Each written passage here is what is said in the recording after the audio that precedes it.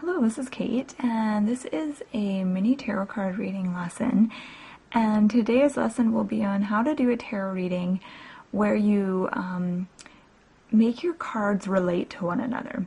Because I think it's easy when you're doing a reading, for yourself or for someone else, to want to interpret each card individually, but it can sometimes be hard to see how the cards can relate to one another.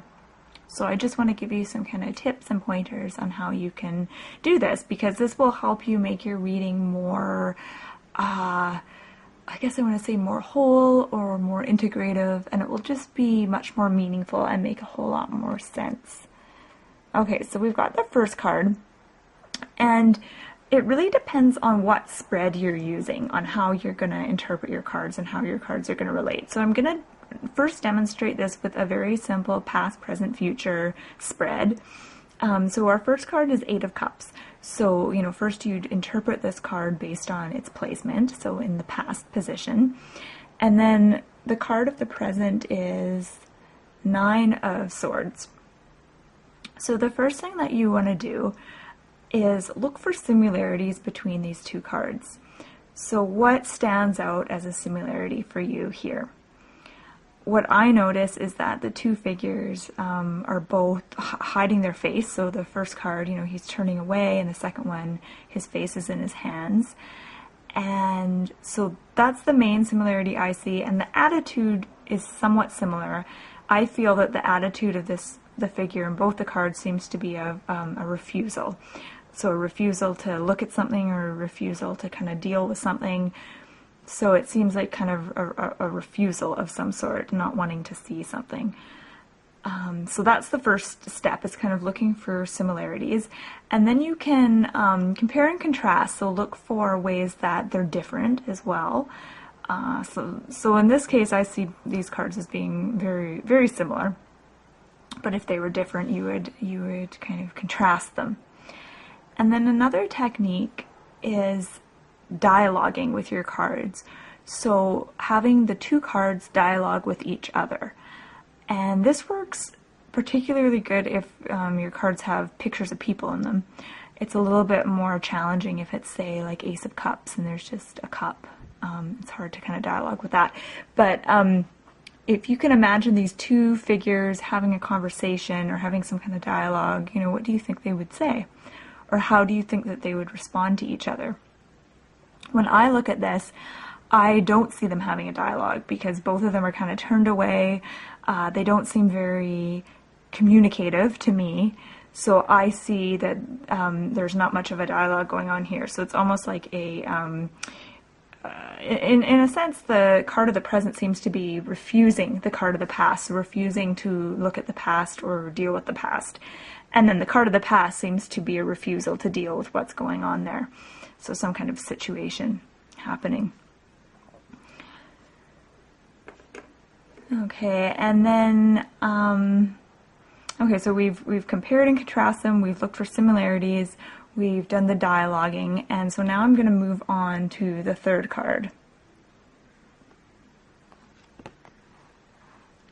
Okay, and the card of the future is Queen of Cups. And so right away, when I turn this card over, I notice that the energy is different with this card as opposed to these two.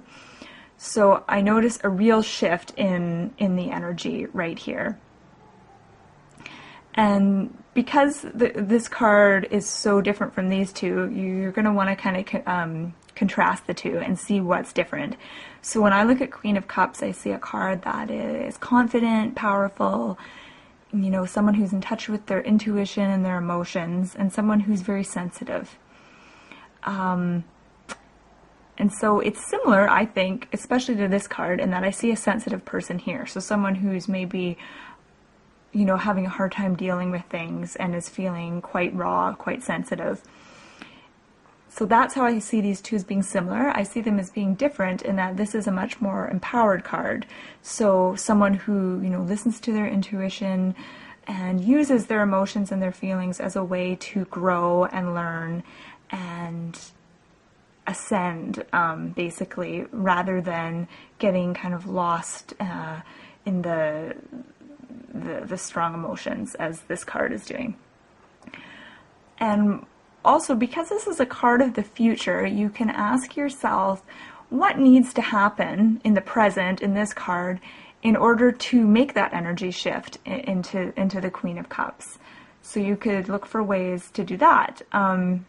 When I look at the Nine of Swords, it's, Swords is a very mental card. It's all about, thought, thinking, worry, analyzing, stuff like that. And I often will interpret this card as meaning kind of being imprisoned by your negative thinking, or being imprisoned by that tendency to overanalyze and overthink things. And sometimes we can kind of go on that downward spiral where we'll think one negative thought, it will lead to another, and then another and another. And before we know it, we're kind of spiraling downward into this kind of pit of anxiety and emotion. And I see these swords as representing a ladder out of that. So finding a way to kind of catch yourself and becoming aware of what's going on, and being able to kind of step out of the mind and move up and go away from that kind of low level thinking. And I see that as being a way to connect these two cards. So a way to get to this more confident, empowered state is to, gain a certain amount of awareness to be able to climb out of that downward spiral of negative, worried thinking.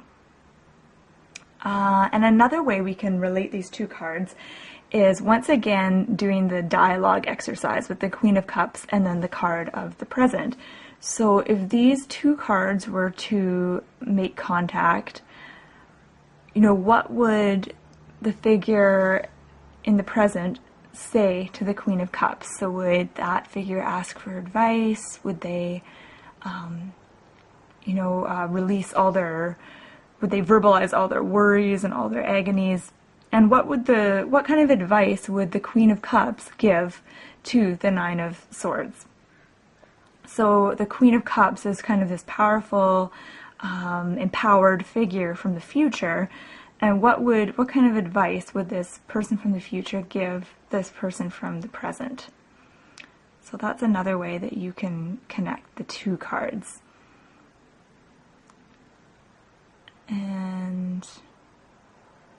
And then another thing also that you could do, because this is a past, present, and future spread, you can see each card kind of leads to the next one.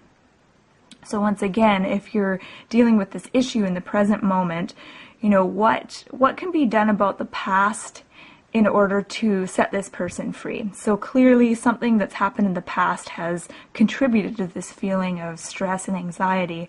So what was it in the past that wasn't dealt with that's contributing to that? And what can the person do in the present moment and that would help them let that go in the past? So that's another way that you can connect the two.